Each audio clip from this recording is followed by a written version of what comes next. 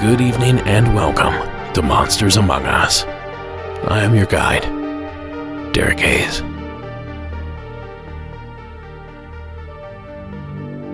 Greetings, welcome, hello, and howdy.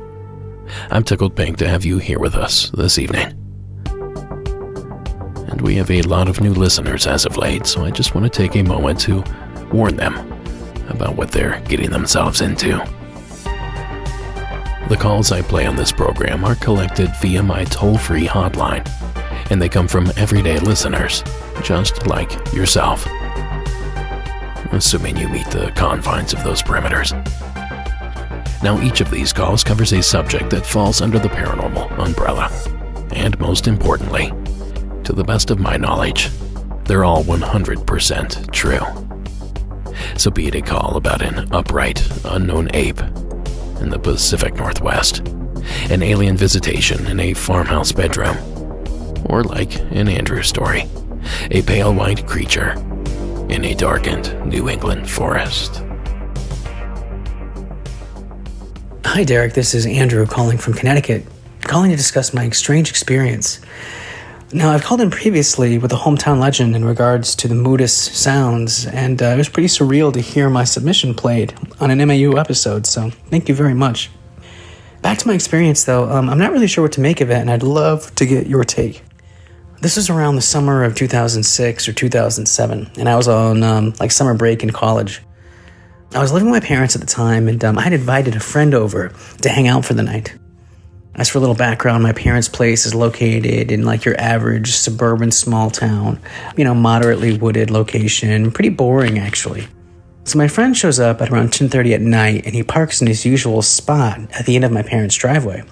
At this point, it's, pitch black and on a quiet road, so not a lot of traffic. So I go out to meet him without a flashlight. Big mistake. So my parents have this long, gradually sloping driveway, and it's, like 200 feet long or something like that. Anyway, I'm about halfway down the driveway when I hear a rustling opposite side of the yard, about 100 feet to my right. I thought it was my friend trying to scare me, and, I laugh and say, "Hey, is that you over there? I can hear you." And to my surprise, I hear him say, "Dude, is that you?" from about 15 feet in front of me. So all the hair stood up on the back of my neck. And then I hear this thing, whatever it is, burst from the bushes and run right towards us. Bewildered, my friend and I are like, what the hell is going on? And when something crosses right between us, it crashed through the woods to our left and then it disappeared. Everything happened in the matter of a few seconds. It was so quick. I remember going inside and, my friend and I are frantically speaking to my parents, explaining that we saw something weird, and we went back outside and we could never find it. Whatever it was, though, whatever I saw was tall and upright. At least I thought it was. My friend, who was actually closer, he said it was tall and white. At this time, he cleverly named it Q-tip, and, it stuck with us, ever since. We're like, that's what it is. So a week or so passes, and then we get together with another friend of ours who lived about 5 houses down from where I lived at the time. We're telling him this story, and his little brother, he pops up and he's like, "Hey man, I was outside around that same time smoking a cigarette, and I saw my neighbor's floodlight turn on, and then I saw something move from one side of the property to the other, and it freaked him out. He snubbed out his cigarette and went inside." I thought that was interesting, Other than that, we had never heard anything about it or seen anything about whatever that might have been. Now, I've listened to like every single episode you've put out, and when I heard season 9, episode 5, at around the 37-minute mark, I got goosebumps because it sounded exactly what my friend and I might have seen. Rationally, do I think it's like an unknown cryptid of some kind? I don't know. I mean, doubtful. Looking back, my friends think that maybe we saw just the tail end of a deer, passing between us. I'm not so sure, though. I mean, what creeps me out is it was upright and on 2 legs. I mean, even if it was a person, why would they be hiding in my front yard in the middle of the night? We're waiting for us. I don't know. Strange. But anyway, thanks again. I mean, I really look forward to the podcast every week, and it's really my absolute favorite. And, I can't wait to hear the next episode. So thank you very much. You guys have a good one. Thank you, Andrew. The Q-tip. That's an interesting moniker. And perhaps a name descriptive enough to hint at a natural explanation. An explanation that Andrew himself even hinted at. You see, that area of the country is home to one of North America's most resilient mammals. 110,000 of them, in Connecticut alone, in fact. The white-tailed deer. So named because of its bright white tail. And they use this white tail for many different things. As a signal to the young for them to follow, as a communication tool to the rest of the herd, or as a self-defense mechanism as they are bounding through the forest. Experts in the field call it flagging, and it essentially means that these deer raise their bright white tail as high as they can as they run away or run past any unwanted visitor. Then, once the animal is a good ways away, out of the grasp of danger, they lower their tail, then essentially just disappear into the forest. The rest of their coat is a pretty effective piece of camouflage. Now, I've attached a few samples in the show notes if you want to see flagging in action. And I almost forgot the most important part. The tail is sort of Q-tip shaped, believe it or not. And in the woods at night, and while being startled, I could see how a deer's tail could be misidentified as some sort of strange white creature. Again, especially at night. But I know you didn't come here to hear me talk about white-tailed deer. You came here to hear me talk about monsters, creatures, and other things that go bump in the night. And it just so happens that this area is known for those kinds of things as well. Now, I don't know Andrew's exact location, but I wonder if he's anywhere near Downs Road, which is located in Hamden, Connecticut. And it's a haunted stretch of derelict road that is infamously known for strange activity. For 15 years, Maria Case has watched as brave souls venture beyond the gate, she herself opting to play it safe. As you're walking, you can kind of feel the eeriness. Downs Road used to connect Hamden to Bethany. It was closed to through traffic about 9 months after Maria moved in. Our walk down the once paved road finds old foundations and signs of life that is no longer here. Another nearby resident, Mia Bonadies, is so fascinated by the area, she researched it for a college paper. She says the area was once home to Native Americans and farmers, some of whom were banished into the woods. Many believe they're still there. We went all the way down about maybe a half mile back into the road, and there was just a light just sitting just right in the middle of the path. So we turned our flashlights on and off quickly, and the light just darted like 100 miles per hour back into the woods. The haunted stories include reports of apparitions of children and other ghosts, cars breaking down and being clawed at by creatures, and hikers being chased out of the woods. One legend is there is a Downs monster that roams the area. When I hear the screams, I hear them more into the woods. Now that clip comes to us from WTNH, News 8 out of New Haven, Connecticut. And you heard that right. The Downs Road monster.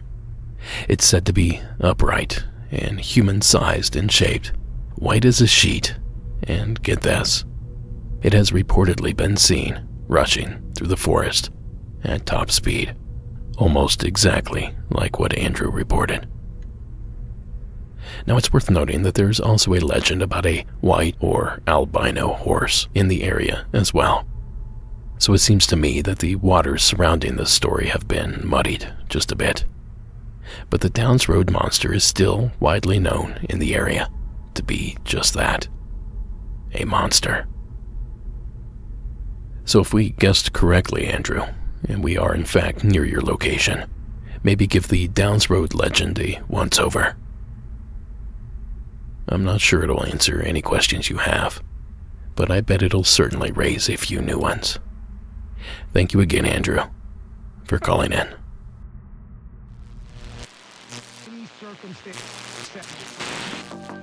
Now, I'm sure this isn't the first time you're going to hear me sing the praises of microdosing, and it sure won't be the last. Simply because there are so many benefits that I experience with microdose gummies. They help with anxiety, insomnia, pain relief, and they can even help get me into the creative flow when I need to be. Microdose gummies deliver the perfect entry-level dose of THC that helps you feel just the right amount of good. To be clear, I'm not talking about getting quote-unquote high.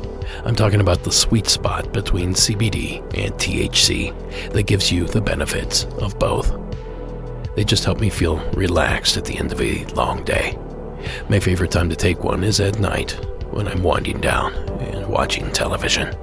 They help me calm my mind and feel more present, rather than worrying about the events of the day and all the things still on my to-do list. And now Microdose has an awesome deal for MAU listeners. So what are you waiting for? Get 30% off your first order plus free shipping today at microdose.com with promo code Monsters Among Us. It's available nationwide. That's microdose.com, promo code Monsters Among Us for 30% off and free shipping. Microdose.com, promo code Monsters Among Us. As always, supporting our sponsors supports the show, so thank you for listening. Now back to that giant insect peeking in your window. Imagine that's what was going to happen.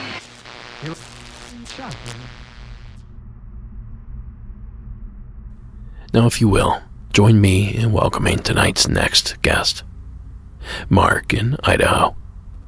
Welcome to the program. Hi, Derek. First-time caller, new listener. This is Mark calling from North Idaho. The story I got takes place actually in the winter of 91 or 92 in a little town called Big Lake, Alaska. Well, friends of mine lived out there, Gordon and Linda, and they had a neat little A-frame house. Gordon's dad worked in the gold mine at Cantwell as a boiler operator, and he was gone a lot, so Gordon and his girlfriend stayed there most of the time by themselves. And one day I got a call from Gordon, and he said, "Mark, you got to come out here." And I said, "Why? What's going on?" He says, "Well, some strange things have been happening. I got a lot to tell you. Just come on out. The heat's been out for 2 days, though, so dress warm." And I said, "Well, I don't want to come out there if the heat's been out for 2 days." And he said, "No, I've got to tell you some stuff." So I said, "All right, I'll be out there." So I got dressed warm. It was winter in Alaska, so naturally I was dressed for the occasion. I showed up out there, and Gordon proceeded to tell me that, so this A-frame has a kitchen upstairs, a bathroom, and one room upstairs, one room downstairs, and then the main family room is downstairs. So Linda was up in the bathroom taking a shower, and they had this window in the bathroom. Since they moved in, this was an older house, probably 50 years old at the time. They were never able to get that window open. And one day while she was in the shower, just a few days prior to this, the window flew open. She heard it slam up as it lifted up, and she peeked around the shower curtain, and there was nobody in the bathroom. And so she toweled off and dried off, got some clothes on, went outside to see if somebody had forced it open from outside, and there was no footprints in the snow out there. So they couldn't figure out how this window had just opened on its own. And Gordon was telling me that, and Linda was co-signing it, and we were just sitting there talking about that. And he said, and the other thing is, the furnace keeps kicking on. It's been off. We've been out of propane for 2 days. And just then, as we were talking about it, the furnace kicked on. He said, "See, that's what I'm telling you. the furnace is kicking on all by itself. And he said, come here. And he got me up and walked me over to the wall where the switch was. And he said, see, it's off. And he turned it on and off, and it turned back off. And he said, I don't know, some weird things are happening here. And Linda doesn't want to stay here. And anyways, we're just kind of talking about this. And I said, yeah, that's really odd. The furnace is kicking on. And I don't know what to say about the window. We heard a crash upstairs. Well, Gordon had a dog, a great big Rottweiler, really well trained, kind of aggressive dog. And it ran straight upstairs. And we followed it up the stairs into the kitchen. And he had a pull-down ladder that went into the attic. And so the trap door was pulled down and the ladder was pulled down. And the rope on the trap door part of it was still swinging. And he says, Mark, go up there. And I said, I'm not going up there. He says, Linda, go up there and see who's up there. She said, no way. And as we were standing there discussing it, all the dog was doing was standing there barking. And then he would growl, and then he would bark. And then he quieted down as we were standing there talking about it. And then over my shoulder, we could hear the front door. And the front of the house was all glass. It was a glass door. And we heard the deadbolt unlock, and the door swung open. And the dog ran over there and barked, but he wouldn't go outside. And then he kind of whimpered and backed away from the door. And I don't know, we were all just standing there in amazement. We didn't see anything. We didn't see the ghost, assuming it was a ghost. And I don't know, it was kind of a spooky experience. Although we didn't see a ghost, but it was there. We didn't witness it, but it was there. And Linda wouldn't stay in the house for like a week. She went back to her mom's, who she didn't get along with. She wouldn't stay out there. And the dog's behavior was strange, to say the least. So, anyway, Mark from North Idaho. Derek, you're doing a great job. Love the show. Hope you can use this. Keep it spooky. Thank you. Thanks, Mark. Now, Alaska has so much going for it naturally that I often forget about the ghosts and hauntings of the state. Because truth be told, I don't know a lot about Alaska. I've never made it up that far.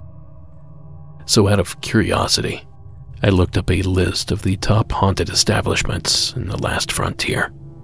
And here is what hauntedrooms.com ranked the top 9.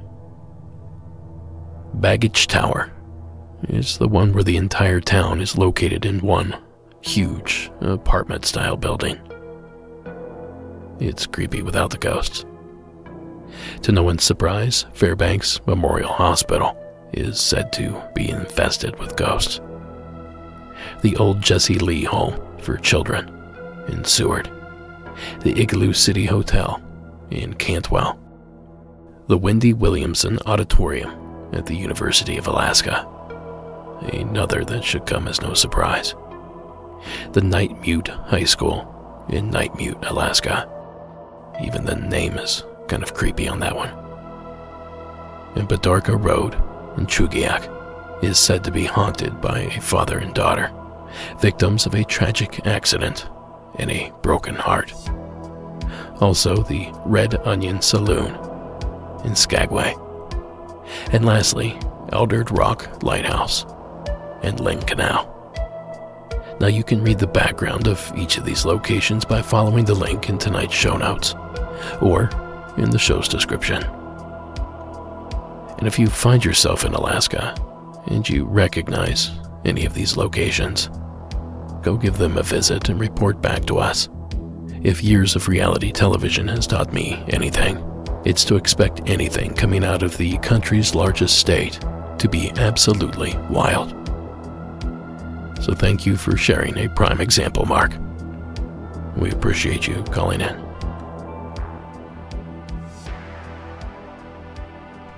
Now, if you're sitting there asking yourself, how can I get my story on this fine program? The answer is simple. Call our toll-free 24-hour, 7-day-a-week hotline at 888-608-NIGHT. That's 888-608-NIGHT. Or email me a voice memo at monstersamonguspodcast@gmail.com. Remember to call from a quiet place that's not moving 65 miles an hour. Finish your story before you hang up, even if you have to call back in a second time.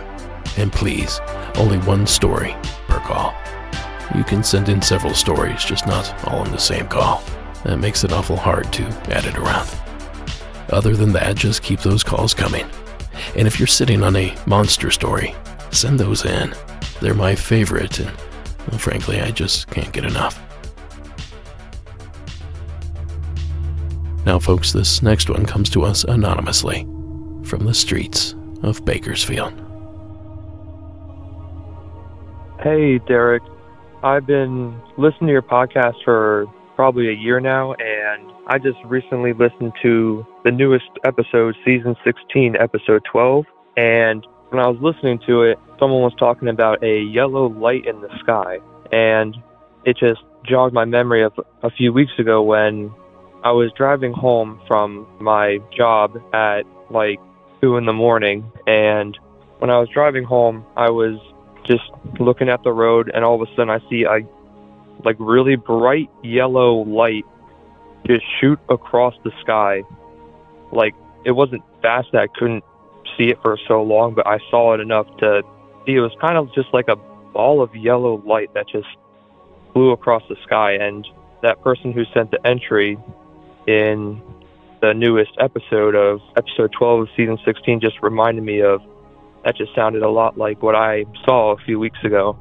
Thank you, and keep up the good work. Thank you, caller. Now, to be frank here, it sort of sounded like a meteor shooting across the sky.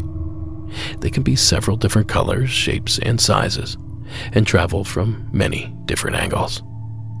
In fact, since our caller could identify the color, assuming this was in fact a meteor, I would guess that the primary makeup of the object burning up in our atmosphere was sodium or iron, as those elements tend to glow a vibrant yellow or orange.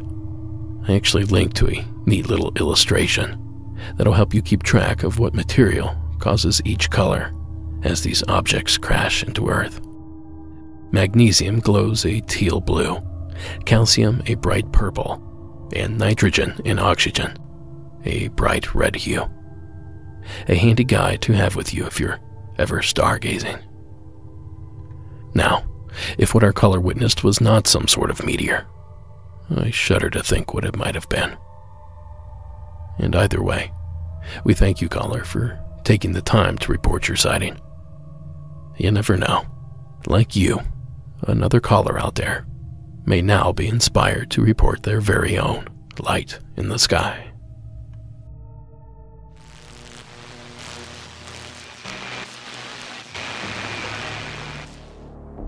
Let me tell you about a brand new podcast from our friends over at Wondery. Every great romance story has a happily ever after. Two people meet, fall in love, and end up together for the rest of their lives. Nancy and Dan Brophy were one of those couples. Dan was a chef who taught at a Portland culinary school. Nancy was a romance writer who filled her novels with sexy fantasies, betrayals, and murder. When Dan ends up dead, details of his murder that could have been ripped right from the pages of Nancy's novels become clues, and Nancy becomes a main suspect. So this isn't a romance story. It starts with a happily ever after, but doesn't end with one. Was Nancy just researching her next novel, or was she planning a murder? This is a story about what happens when the lines blur between fiction and reality. Follow Happily Never After, Dan and Nancy, on the Wondery app or wherever you get your podcast. You can binge all episodes of Happily Never After, Dan and Nancy, early and ad-free right now by joining Wondery Plus.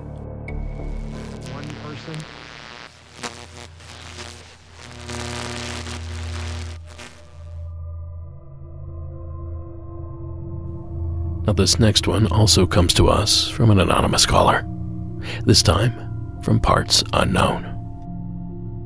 Hey, I've been listening to podcasts for about 4 or 5 months now, I think. I listen to it on the graveyard shifts, and I work at my workplace. We do pallets and stuff, but I'm on my 30-minute break, about 3 a.m. right now. And I've been thinking on this for the last couple of weeks, whether I should call in or not, because I don't really know what this was. I live in Bakersfield, California. This is when I was a kid. My grandma and grandpa's house has always had stories told about it on their side of the family, say with my mom, my aunt, seeing little girls and just general weird paranormal things happening, just creepy stuff.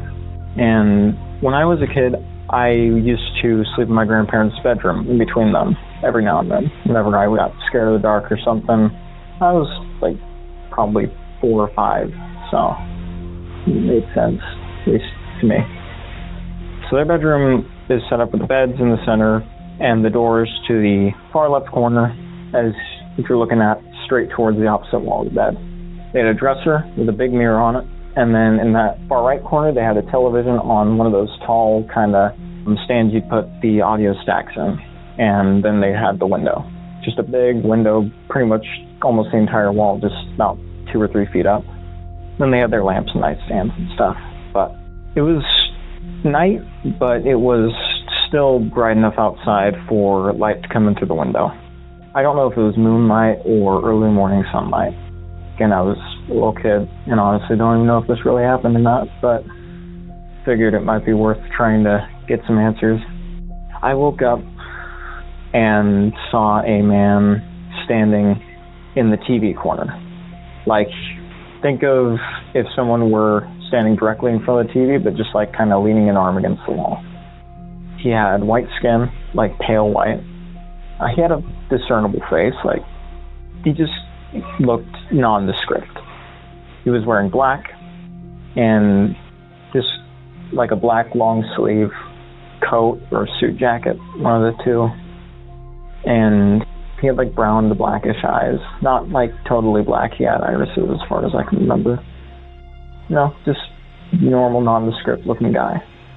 And I was scared by it. I could move, I could talk and everything. It wasn't like sleep paralysis. I remember dipping my head under the blankets after kind of tapping my grandma's shoulder. She didn't wake up or anything. Grandpa as well. He didn't wake up. When I hid under the blankets as a kid, I never put them completely over my head. I didn't really get the point of that. I would do it about up to my eyes, and then I would turn away because I didn't want to lose line of sight on whatever was scaring me, because at that point you don't know what it's going to do, and that thought scared me more.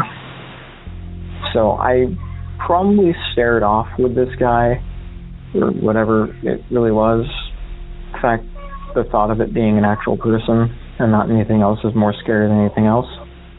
But stared off with it for a while. I don't remember. I pretty much till I fell asleep. There was a point where I just squeezed my eyes shut and then woke up and, went to sleep, woke up in the morning, and there was nothing there, nothing was wrong. Just one of those weird things. I don't typically seek out weird things like that or have things happen to me, which thankfully. Of course you should call something like this in, caller. A tall, pale man watching you sleep. Or try to, anyway. That's certainly creepy enough to be featured here on the program. But if it's answers you're looking for, outside of sleep paralysis, which the caller was able to dismiss, I have no idea what this could have been. Except, of course, maybe a ghost. And as far as the blanket protection protocol is concerned, I too was a user as a child. When I was pretty young, I would go completely under, but I would always end up sweating and overheating. My parents would give me a hard time because they thought for sure I would suffocate under there. Well, one day my dad suggested that I make a tunnel out of the blanket so I could still breathe. And boy, was that a life changer. I could keep my entire head hidden underneath, but only a corner of my mouth would poke out from beneath the blanket. Just enough to bring in some fresh air. But in hindsight, I wasn't covered up enough to hide from anything, let alone a child-eating monster. But I'm here today, so apparently it got me by. Now, your story was unsettling, caller, and around here that sort of thing is rewarded. So great job, and thanks again for calling. Now, if you will, let's rendezvous in Texas, where Rolando is waiting to share his father's life-altering story. Hey, Derek. Rolando calling. Love the show, man. Doing an awesome job. I'm a new listener. Keep up the good work, man. I have a story to tell you, man. It's about my dad when he was a young man, early 20s. He grew up in Canantil, Texas, back in the early 80s. He was not doing so good as a young adult. He was hanging around the wrong crowd and doing a couple things that he shouldn't have, and just on the wrong path of where his life is at now. His friends also weren't helping him all that well, his buddies that he was hanging out with. He ran into a couple things, but the story I want to share with you takes place where it was him and his buddy walking back from a bar. It was 3 a.m., and back in those times in Canantil in the early 80s, once it hit 12 in the midnight, it's completely dark, man. There's very little street lights out, very low light anywhere. You get a good look up in the sky, you can see most of the stars and moon. It's pretty beautiful, but I'm guessing after what he saw, I don't think he thought that anymore. It was him and his buddy, and they were walking back from the bar. They had a little bit too much to drink, but my dad claims, and my dad, he's a straightforward kind of guy. He wouldn't lie about these kind of things. He said that this thing scared him sober straight, His friend, his buddy lives on 4th Street, and my dad lives on 3rd Street back in those days. And my dad was being a good friend and walking his friend back to his house. On the way over there, crossing 1st Street, coming out of the bar, they noticed a horse on its own, crossing their path on a 4-way. My dad didn't really get a good look at the horse. All he saw was just a horse on its own, crossing their path, and he thought it was pretty weird, but he knows that there's a couple houses that own horses, so he just thought maybe some rancher probably lost his horse, but there was a sign on why he saw that horse. They kept joking on their way over there, and my dad finally got to his friend's street, dropped him off, said goodbye to him, actually walked him into his house and shut his door.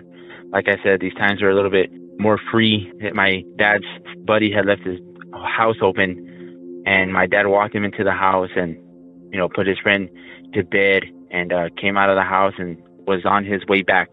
On his way out of his house, he turned around and he felt something to his left side of his shoulder. And he said that when he turned around at the corner of his friend's house, he saw that same horse, but this time it was carrying a carriage. And inside that carriage stepped out the Grim Reaper, man. Now, this Grim Reaper was a little bit different from maybe other Grim Reapers that you've probably had on your stories, man. But this one had a top hat and a very nice combed gentleman's mustache. But his clothes were all raggedy, like torn apart, like ancient-looking clothes, man. Didn't make any sense. And he was pointing at his buddy's room. He was near the window, and the Grim Reaper was pointing at his buddy's room. My dad got so freaking scared. The horse, jumped up and kind of kicked the air and, did that the horse noise that you normally make. And my dad booked it to his house. Didn't look back. Didn't even want to hear if this thing was going to talk to him. He just wanted to get out of there. And he booked it to his house. I don't blame him, to be honest with you. Ran home and told himself, I'll call him in the morning. I'm not going to call him right now. There's no way I'm going to get a hold of him. Well, come next morning, man, he gets really upsetting news. He said that he noticed that there was a couple ambulances and fire trucks on the corner of his friend's street, and they were at his house, man. His friend passed away in the night, and my dad, honestly, that scared him so much, man. To know what he saw with how it looked, how it scared him, man, it scared him so much that he stopped doing those bad things that he was doing in his youth. I personally think it affected him long term. Yes, he did drop the bad things that he was doing in his life in his youth, but he did pick up a drinking habit after that, man. It scared him enough to set him on a path where he wasn't going to be doing those things anymore. So maybe it was a good thing, maybe it wasn't, man. I don't know, but even when my dad was telling me that this story of his and how the Grim Reaper looked, you can tell the shakiness in his voice, man. And my dad's like an old school type of guy, blue collar mechanic kind of guy that, you know, doesn't get scared easily and, you know, brushes everything off like, oh, that's not real, that's not real. But when he told us that story to me and my brother, man, it really did affect him, and, you know, it changed him drastically. Thank you for hearing me out, man, and goodbye. Thank you, Rolando. Well, that got pretty deep. The visions, the life-altering epiphany, and of course, the death of the father's friend. And I can't help but note the odd description for the Grim Reaper character. A top hat, ragged clothing, and a gentleman's mustache. It almost sounds like Tim Burton's rendition of the Bringer of Death. Now, it's all very interesting, Rolando, but I'm afraid I don't have much I can add to this heart-stopping story. But if you're listening and you have any insight, or maybe something similar has happened to you, let's hear about it. It might help bring Rolando's father some closure to hear a similar story to his. Until then, however, thanks again, Rolando, for the phone call. Now, folks, real quick, don't forget to check out our film Shadows in the Desert, High Strangeness in the Borrego Triangle. It can be found streaming in all sorts of different places, including Amazon and Apple TV. Just visit borregotriangle.com, BORREGO, for streaming destinations. And for you folks overseas, I'll have some news for you here very shortly. Now let's go ahead and sneak one more call in before our next commercial break. And this one is one of the stranger calls I've received to date. It takes a certain phobia to another level. Justin from Illinois, welcome to the show. Hey man, I just started listening to your podcast and it's awesome, but I figured, I didn't realize you guys had a hotline to call in, so I figured I would share my story with you since my entire life no one's really believed me on it. This had to have dated back in 2002. It was a summer night. I was just heading back from my girlfriend's house, and it was probably about, maybe 1:32 in the morning. I, at that time, had a curfew, and I didn't want to be late, but I had overslept because I fell asleep at her house. And so this took place in Deerfield, Illinois. And I'm driving down Deer Path Road, which typically I've done 1,000 times my entire life. I'm driving down the road, and all of a sudden I start seeing these cars that are lined up on the side of the road, and I wasn't thinking much of it as a stupid high schooler at the time. And as I look to my left, and I swear to this day I cannot describe what this could have been, there was a old, kind of, I don't want to say an abandoned warehouse, but it was just a warehouse where typically they leave like truck trailers. And so as I look to my left, there is this mechanical spider-like machine that is on the side of the building. And there are people with their phones out, and as a high schooler, I'm kind of nervous. I don't even want to pull over to the side, and I couldn't even look at it. It was emanating a white light, and it was almost as if it was climbing up the side of the building. At that point, I kind of booked it home, and I never said a word to my parents. I never said a word to really anybody until a few years later when I started to share that story with other friends. And the creepy part about it was that there was another person that night in our area that didn't see the exact object, but they said there was such a light that was glowing in the night that it was almost hard for her to sleep through her window. So I don't know what it was. Do I believe in UFOs? Maybe. I can't say for sure what it might have been, but it was so scary that I couldn't pull over to the side of the road. I didn't want to know what it was, and I just kept going, man. I booked it. So, but that's my story, and I'm sticking to it. And this is Justin from Illinois. Awesome, man. Thank you, Justin. You know, I swear this is the plot to a Tom Selleck movie that I watched back in the 80s. Well, you know, both Delaney and I did some digging on this story, and we didn't find much of anything. Now, I assumed since so many people were taking photos when Justin drove by, that you'd think that one or two would have made it onto the internet. You know, maybe they did, and we simply couldn't find them.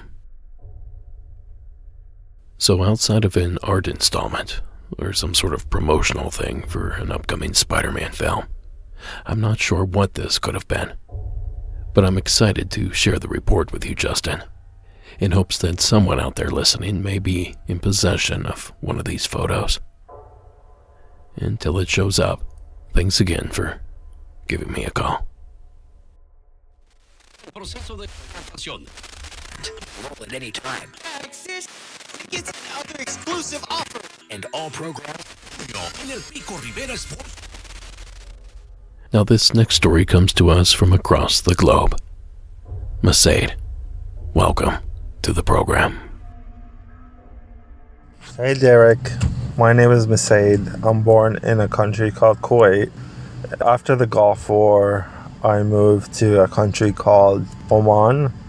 If you never heard of it, I don't blame you.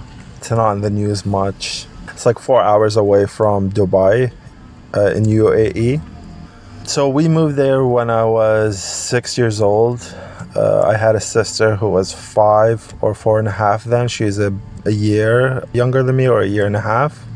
So my dad used to own a used car dealership. So he got to know the locals there pretty fast, just dealing with them on a daily basis.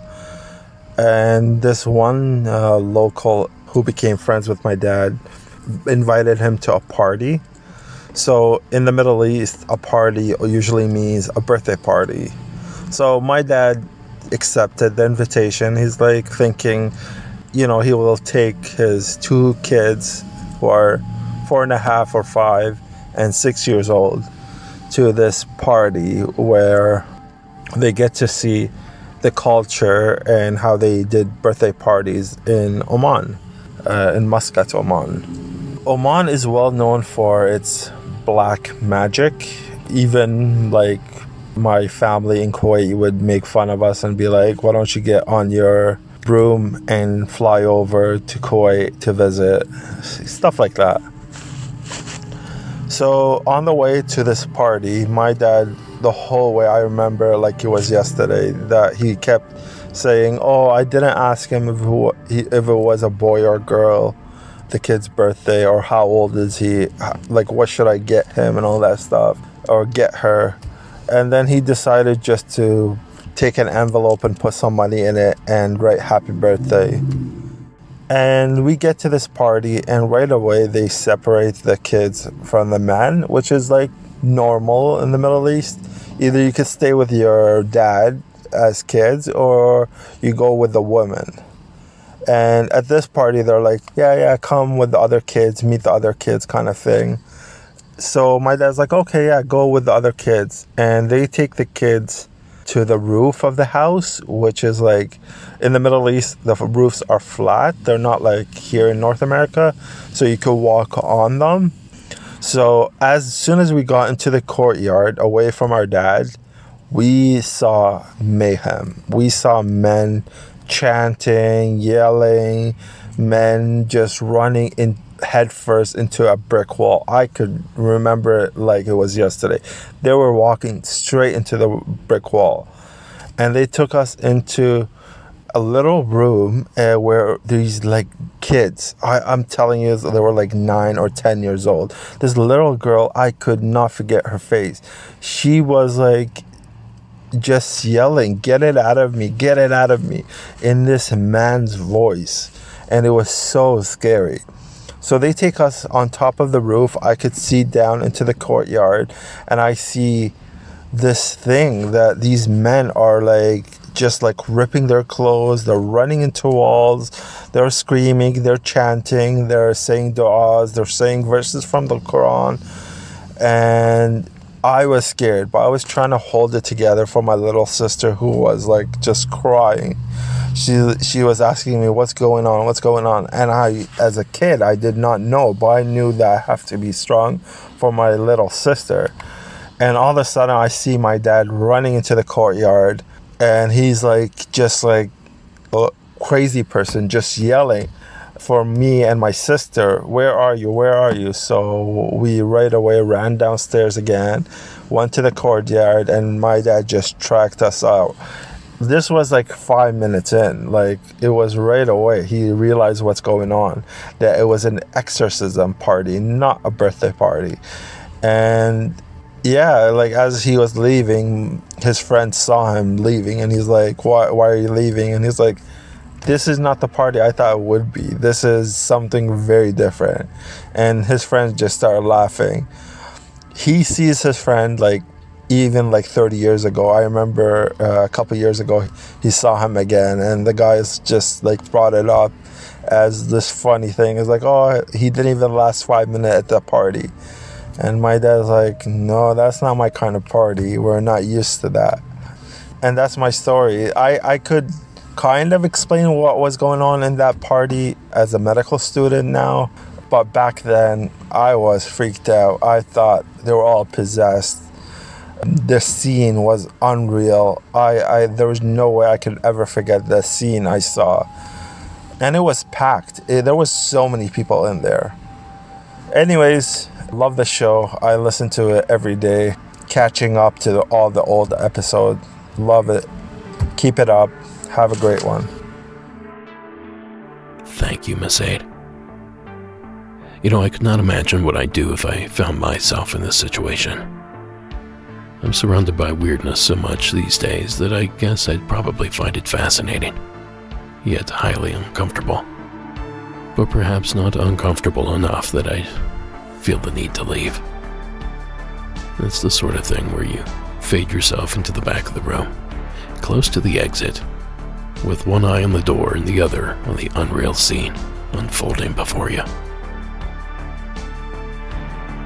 After all, when would you ever get another opportunity to see a mass exorcism? I sure don't get invited to them often. But imagine being a kid and being thrust into one of these social engagements, unaware of what is actually taking place there, and to be an older sibling helping a younger sibling through this chaotic scene. I just couldn't imagine. Now, as a non-religious person myself, I don't really have much I can add to this story, other than to say I'm happy that he shared it here with us. A real quote-unquote exorcism or not, I can't imagine it was a fun experience. But at the very least, I can confirm that it now makes for a great story. So thank you again, Miss Aid, for sharing it. Now I'm going to keep this brief, but I don't want you to forget all about our merchandise shop and that brand new t-shirt design by Jonathan Dodd. Visit monstersamonguspodcast.com and click the shop tab. We're starting to run out of some sizes, but Sarah assures me that the restocking order has been made, and Nick at Streetlight Printing in Bellbrook, Ohio, is on the case. Once those shirts arrive, I'll be sure to let everyone know. In the meantime, there are plenty of other items available. Go take a look for yourself at monstersamonguspodcast.com. Now, folks, for the last story of the evening. And this one touches on a subject that got me into all this weirdness to begin with. From the state of North Carolina, please join me in welcoming David to the platform. Hi, Derek. This is David Clark. I am in North Carolina. I'm catching up on episodes, so I'm only on season 7, episode 16, and I heard Emily's call in about the black cats in North Carolina, and I can't say it was a black cat. I would like to say this is about 9 or 10 years ago, and I was on my way from Lenoir, North Carolina, back to my home in Catawba, traveling on I-40 East, and I was just going down the highway, and there were several police cruisers, an ambulance, and a tow truck sitting alongside the highway after I got off of I-40 onto 321, heading towards Lincolnton area, and all I could really see, and I can't be 100% certain about this, was there was a tarp covering something on the side of the highway at 65 miles an hour, and I saw huge paws with claws. That was it. I couldn't see a shape. I didn't see what kind of animal it was, but in my mind, that was like a lion, or I mean, I'm thinking even larger than any kind of cats that we actually have in North Carolina. Like, the paws were huge. They were huger than my own hands, and then the claws. But again, that was the only thing that I could see. And I checked the news. I went over the internet. There was nothing reported about this. And that just kind of made me disregard it. But at the same time, I know what I saw, even though I can't say what I saw, if that makes any sense. It's confusing, but it was a very, very large animal that was covered by this tarp. The paws were huge. The claws that you could see were huge. And it was not black. It was just something unexplainable. I don't know what it was. There's never been any explanation. Nothing has ever come about on the internet. Like I said, I would like to say this was about 10 years ago. It was probably between April and July because the weather was warm and I actually had my windows down. And if anybody else has seen anything or knows anything about this, I'd be very interested to try and figure out what it was, because again, I don't have any idea. I only know what I saw, and I can't 100% collaborate what I saw because it could have just been passing at 70 miles an hour. I saw what I wanted to see. But if any of the listeners out there in the North Carolina area around Hickory, Viewmont, you know, if anybody else has seen something like this and could collaborate with me, it would be greatly appreciated. And if not, I will just keep this in my heart as a deep mystery that I would like to believe was maybe an escaped animal from a circus. I don't know, but I think about it now and it's insane because something like that should not be in this area. Thank you very much for the podcast. I love it. I hope it keeps going, gets me through work and my drives too. Have a great evening. Thank you, David. Well, now there's a story I can sink my teeth into. Well, let's start with, if this were some sort of escaped refuge animal or a released pet, it wouldn't be the first time something like that has happened. In fact, it wouldn't even be the first time something like that has happened in the state of North Carolina. Raja, one of the best-known tigers at a North Carolina sanctuary, has died 16 years after his rescue made national headlines. In 2005, Raja was found wandering on the side of a road outside Charlotte with a 6-month-old tiger cub by his side. In the years that followed, he became a favorite and, for many, the face of Carolina tiger rescue in Chatham County. Raja died February 13 after he was diagnosed with hemangiosarcoma, a cancer of the cells that produce blood vessels. R.I.P. Raja. So if it happened once, I think it's safe to assume that it can happen again. Because it actually did. With a lion this time. And with more tragic results. Just reminds us once again how vulnerable we are. A plot of woods is all that separates Caroline Lauer's house from the private wildlife park next door. She says 8 years ago, one of the lions at the Conservator Center came way too close for comfort. It got loose and was in her yard. And at the time, I had 2 foster children, 2 kids staying with us, and we were scared to death because the footprints were in our yard. We ran the community watch. And so we asked around, and we found out that 2 people had said they had seen a lion get out. While Caroline says no one was hurt, what happened then is frighteningly similar to the attack that killed 22-year-old wildlife intern Alexandra Black on Sunday. Matai the lion somehow escaping his locked enclosure, wandering into a staff area at the Conservator Center and mauling Black to death. Caswell County Sheriff's deputies shooting and killing the lion after tranquilizers failed to put the lion down. Now those clips courtesy of the News and Observer and WTVD ABC News 11 out of Raleigh, respectively. Now an escaped animal could easily explain what David saw, but neither of these 2 big cat stories went under the radar, so to speak. Both were covered on local news outlets.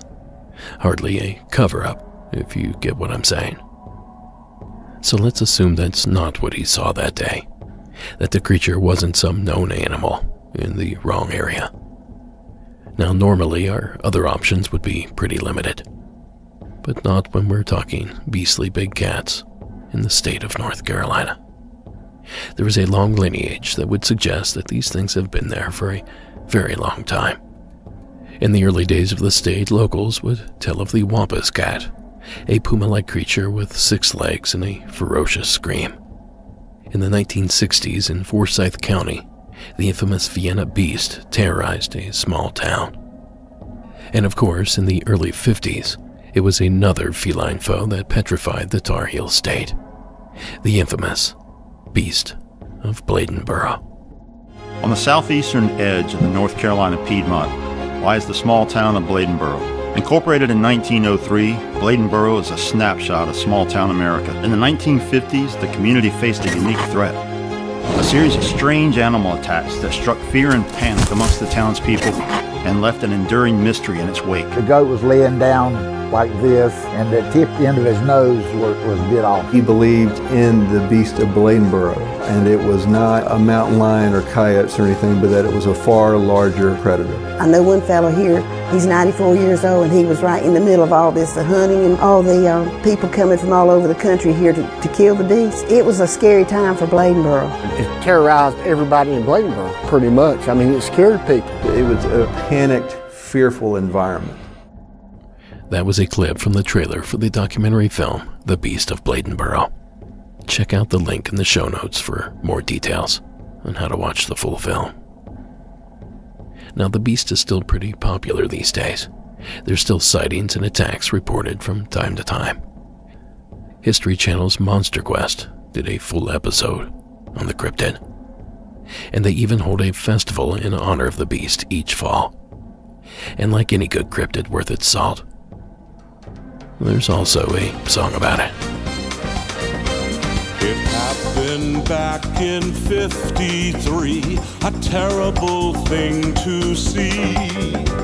It crushed their skulls and drank their blood, a scary beast indeed. The beast of Bladenboro, beast of Bladenboro, beast of Bladenboro. The beast of Bladenboro, beast of Bladenboro, beast of Bladenboro. That tune performed by Will Moffett, and if it's your jam, A link to the full recording can be found in the show notes. The point that I'm getting at here is that in North Carolina, these oversized feline monsters are just part of everyday life. So am I surprised that David saw something he couldn't explain down there? Well, frankly, not one bit. But I do thank you, David, for taking the time to share that entry.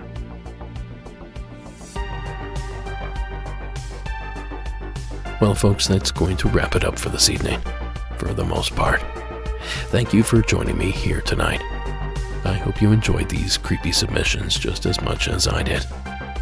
Be sure to stick around until after the intro to learn how you can get more Monsters Among Us for free. Monsters Among Us is written and produced by me, Derek Hayes. Copyright Red Crow Media. Additional support is provided by Sarah Carter Hayes and Delaney Bowers, and all media used in this production is done so under the protection of fair use. Please follow us on social media.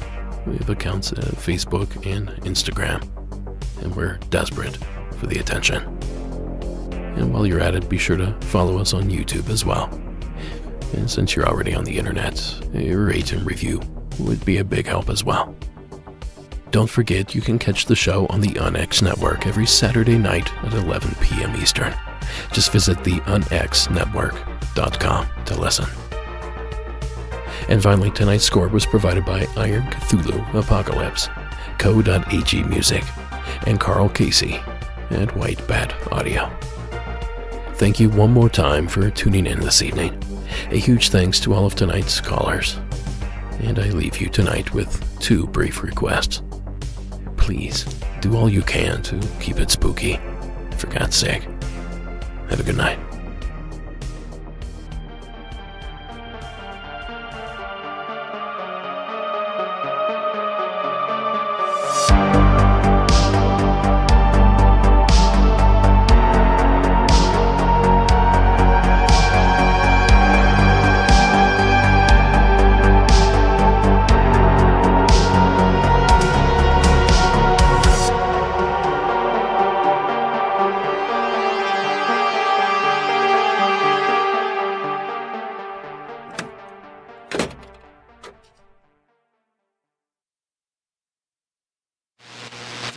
Say you freak out about it. Borrego Road to the 15th. And sign up as a new preferred customer. Now tonight's secret story is short, simple, and strange. Kyle from Illinois. Welcome to tonight's secret entry slot. Hi, my name is Kyle. I live in Illinois. When I was in high school, I lived in Missouri, outside the St. Louis area. I was taking a friend home one night after we had dropped off another friend. We drove down this road called Highway P outside of O'Fallon, Missouri, nearby St. Paul, and we had just driven through this weird mist, like it was the thickest fog I had ever seen in my life. I couldn't see the front end of the car. I slowed down to almost a stop, but kept going because I didn't want someone to hit me from behind. And it's a pretty foresty area. I guess it's around May, early part of June. It was around the end of the school year.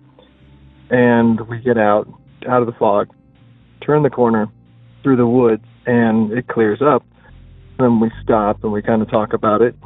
That was weird. We both agree. And then we obviously both agree, let's go back and see it again. So we turn around and we head back, and it's gone. Completely clear. No mist, no fog, nothing. You could see the stars, you could see everything. It's completely clear. And it was so much fog, like this area that we were in, the clearing was probably about the size of a football field. Totally full. And this was not even 30 seconds later, and it was just gone. So I don't know what it was. Then I just kind of moved on with my life and forgot about it. But then the other day at work, this is now, 20 years later, we were discussing spooky things, and I mentioned that. And my coworker from New Orleans, he seems convinced that I saw a very, very old vampire in the form of mist. Personally, I don't believe in any of this kind of stuff, but that was a very weird thing. So if you have any explanation for that, I'm all ears. And if I drove through a vampire, be careful where you're driving. Thank you. You should always be careful when you're driving. But thank you, Kyle, for calling in. Now, living up here in the mountains, fog is a real issue. Some nights you literally can't see 20 feet in front of you. Now, I've driven through some gnarly conditions up here, but I can't say that I've ever driven through a vampire.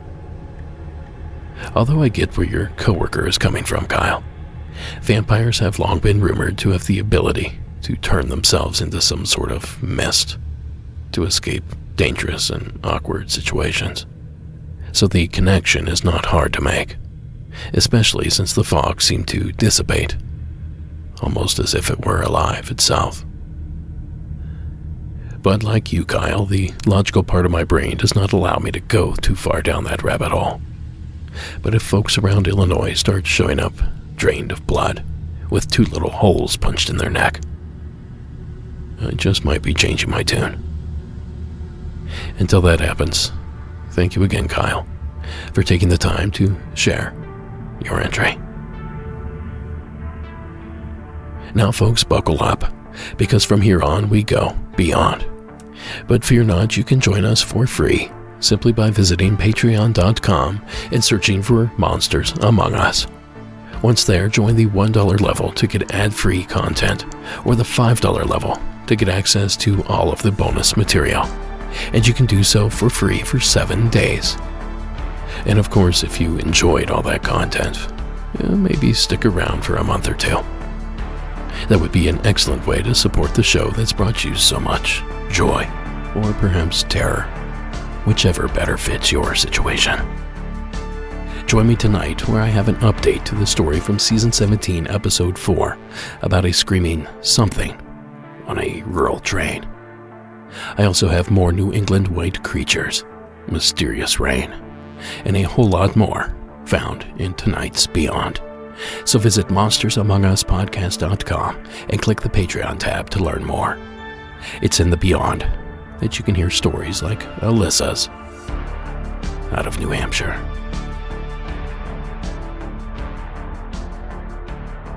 Hi, Derek. This is Alyssa. I'm from New Hampshire, and I just heard one of the calls from the children's episode from Raymond. I used to live in Raymond, and I had a lot of spooky coincidences there of shadow people following me around, but that's not what I'm calling about today. Today I'm calling about when I spent my time in Danville, New Hampshire. I had moved in with my boyfriend at the time,